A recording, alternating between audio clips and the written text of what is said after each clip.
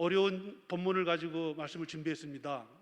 말씀을 준비하고 있다가 몇 번 포기하려고 그러다가 그래도 하나님 주신 말씀이나 하고 본문을 준비했는데 한 장으로 요약을 했어요. 아까 한 30분 일찍 와서 주차장에 앉아서 본문을 수정을 좀 했습니다.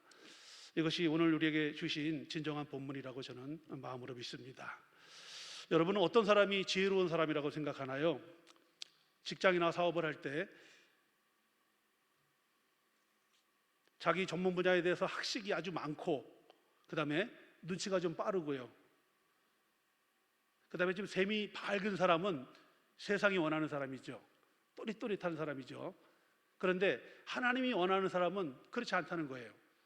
좀 어둔하고 좀 머리가 이렇게 회전이 빨리 안 되더라도 하나님이 원하는 사람은 정직하고 착하고 선하게 사는 사람을 하나님이 원하신다는 것이죠. 그래서 제가 이제 아는 분들을 한번 돌아봤더니요,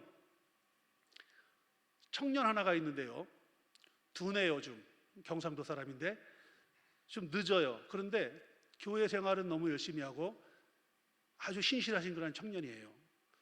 그래서 이제 군대를 제대하고 울산에 있는 현대중공업이라는 데를 들어갔는데, 들어가서 3년 돼서 연락이 왔어요. 직장을 그만둬야 되겠다라는 그런 얘기였습니다. 그래서 왜 그러나 물어봤더니 사람들하고 교류하기가, 이렇게 교제하기가, 적응하기가 너무 어렵다, 그래서 그만두겠다라고 말하길래, 결혼을 막 했을 때거든요. 애도 하나 있고요. 그래서 제가 그때 뭐라고 그랬냐면, 아내가 허락하면은 그렇게 하도록 해라 라고 이렇게 말을 해줬습니다. 그리고 저도 잊고 살았는데 2년이 지났거든요. 2년.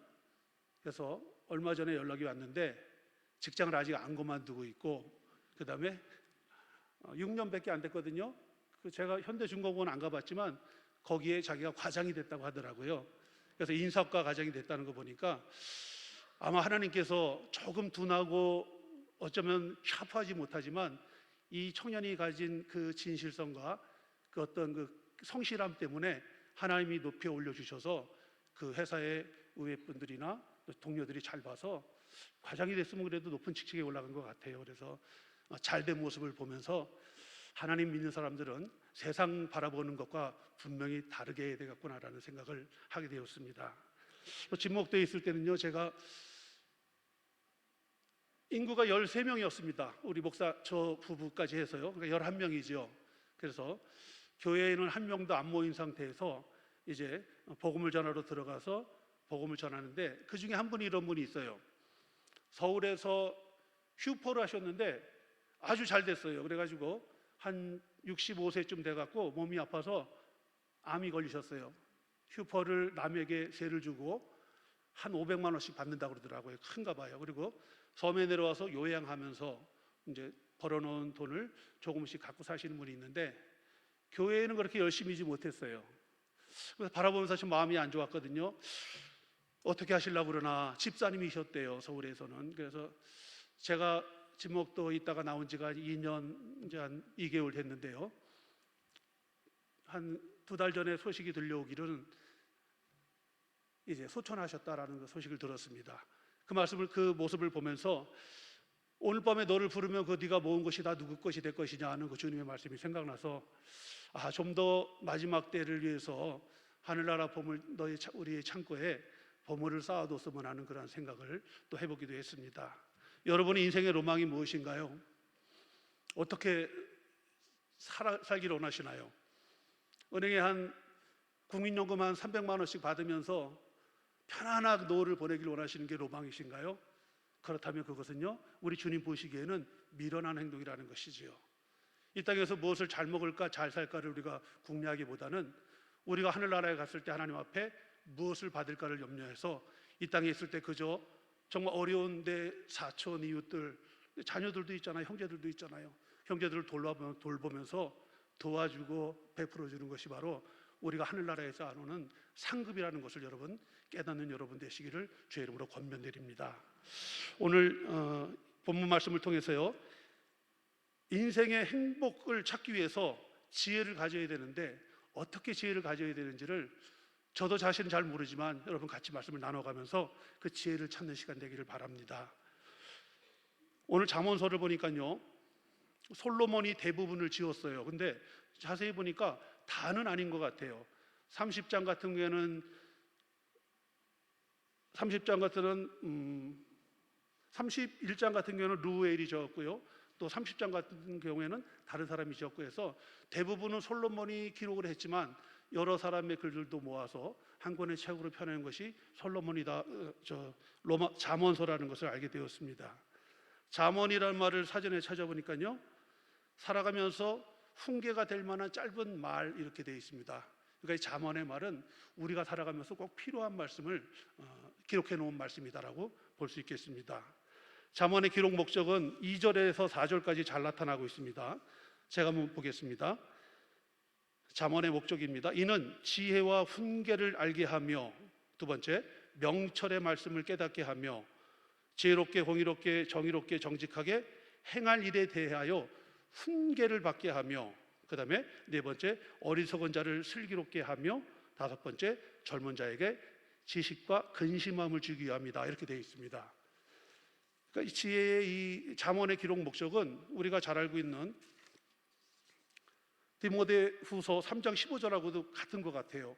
자, 한번 읽어보겠습니다. 15절 이하. 또 어려서부터 성경을 알았나니 성경은 능히 너로 하여금 그리스도 예수 안에 있는 믿음으로 말미암아 구원에 이르는 지혜가 있게 하느니라. 모든 성경은 하나님의 감동으로 된 것으로 교훈과 책망과 바르게 함과 의로 교육하기에 유익하니, 이렇게 기록하고 있습니다. 그러니까 잠언서는요, 우리에게 훈계하고 교육하는 목적이 더 많이 들어있다는 것이죠. 그래서 잠언서를 우리가 볼 때는 나에게 무엇을 말씀하시는가를 듣고 그 훈계를 내 가슴에 받아들이고 그 훈계대로 살아갈 때에 우리의 삶이 복되고 평안하고 안정한 삶이 된다라고 본문은 얘기하고 있습니다. 1장 31장 잠언서 1장 마지막 절에 보면요, 그렇게 기록하고 있습니다. 32절 33절에 보면요, 어리석은 자의 태보는 자기를 죽이며 미련한 자의 안일은 자기를 멸망시키려니와 오직 내 말을 듣는 자는 평안히 살며 재앙의 두려움 없이 안전하리라, 이렇게 말합니다. 그러니까 하나님의 말씀을 듣고 말씀대로 살아가는 사람은 그것이 지혜로운 사람이고, 돈을 많이 쌓아놓고 나중에 편안하기를 누리는 것이 아니라 하나님의 말씀대로 살아가는 것이 평안을 얻고 안전한 인생의 최후를 맞이할 수 있다는 것이 잠언서의 1장의 마지막 결론인 것입니다.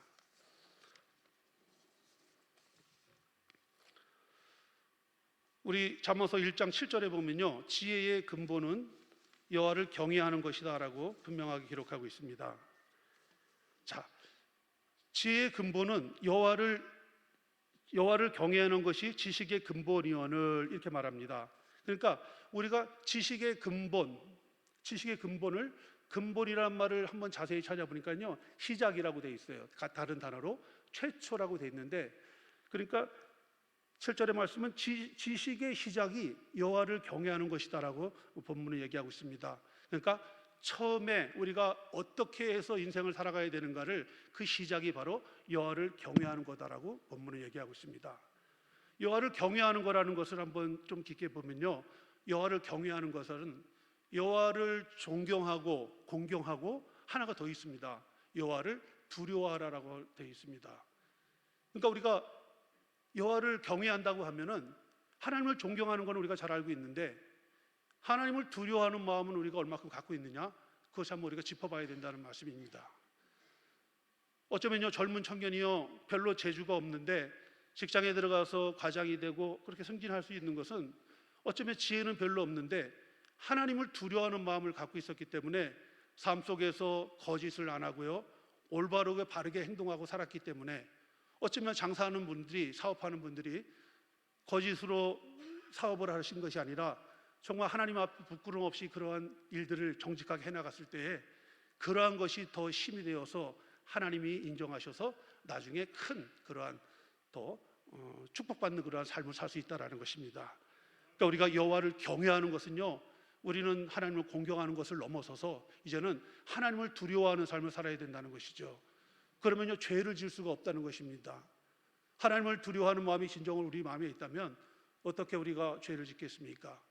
이제 5월 달이면 가정의 달이 돌아오는데요, 아내에게 죄 짓는 행동할 수가 없고요, 남편에게 죄 짓는 행동할 수가 없고, 또 자식들에게 시부모에게 어떻게 죄 짓는 행동을 할 수 있겠냐는 얘기죠. 그러니까 그렇게 하나님을 경외하는 삶이 결국은 인생에 참된 행복을 가져다 준다, 평안을 준다라고 잠언서는 말씀하고 있습니다.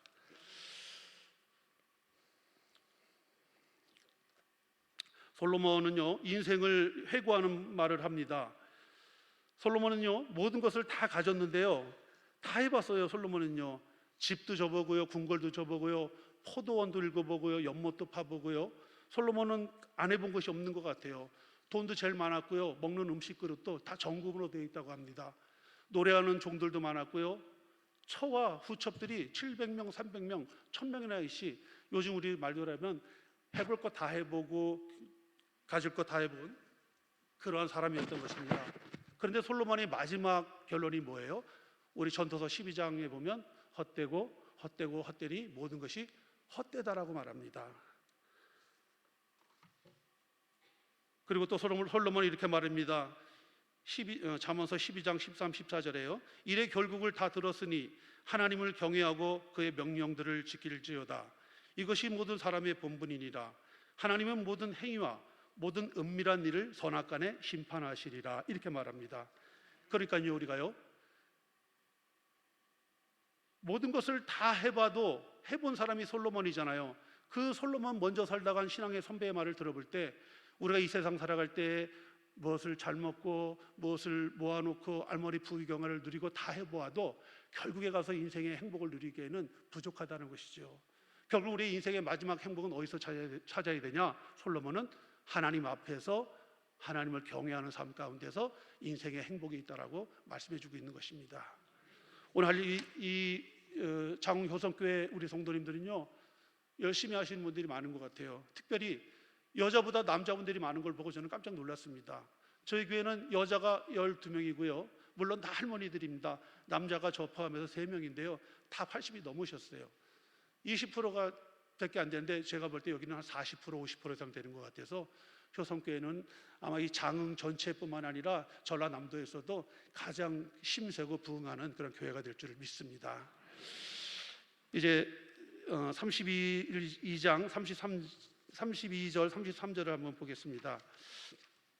아까 우리가 읽어봤지만요, 그렇게 살 때 우리의 삶이 어떻게 변하는가를 본문에서는 잘 얘기해주고 있습니다.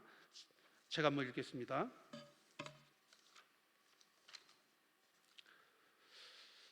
그럼 어리석은 자의 태보는 자기를 죽이며 미련한 자의 안일은 자기를 멸망시키려니와 오직 내 말을 듣는 자는 평안히 살며 재앙의 두려움이 없이 안전하리라 라고 본문은 기록합니다.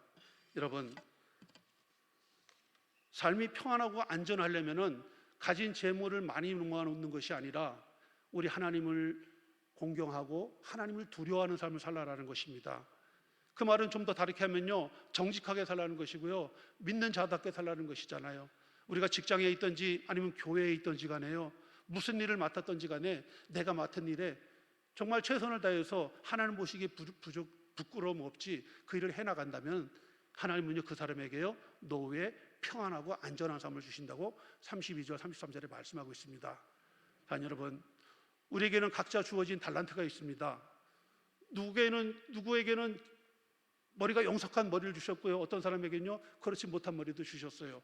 어떤 사람은 음악에 재능을 주고 어떤 사람은 그렇지 못한 사람도 있잖아요. 그러나 재능이 무엇을 가졌든지 간에 하나님은 우리가 가진 것을 가지고 최선을 다해서 살되 한 가지 중요한 거예요. 하나님 믿는 자답게 하나님 앞에 두려운 삶을 산다면 우리가 당연히 죄를 지지 않겠지요. 정직하겠지요. 그러한 삶이 바로 우리 주님은 지혜로운 삶이라고 하시는 겁니다. 아무리 학식이 뛰어나고 10가지 영어를 하고 외국말을 하더라도 하나님이 진짜 지혜로운 사람은 뭐라고 말해요? 하나님 앞에 두려움을 가지고 죄를 안 짓고 살려고 발버둥치는 사람을 주님은 지혜로운 사람이라고 말씀합니다.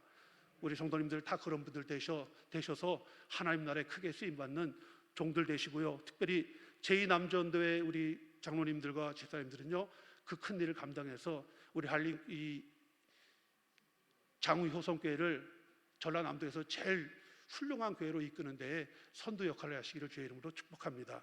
기도합니다. 거룩하신 하나님, 부족한 자가 하나님 말씀을 대언했습니다. 하나님 교회에 힘주시고 우리 김사강 목사님 앞져서 끌어갈 때 하나님 이 교회가 하나가 되어서 이 전라남도 전체에서 가장 유명하고 소문난 그런 믿음의 복된 교회 될 수 있도록 이 교회를 축복하여 주옵소서. 거룩하신 예수님의 이름 받들어 기도 올리옵나이다. 아멘.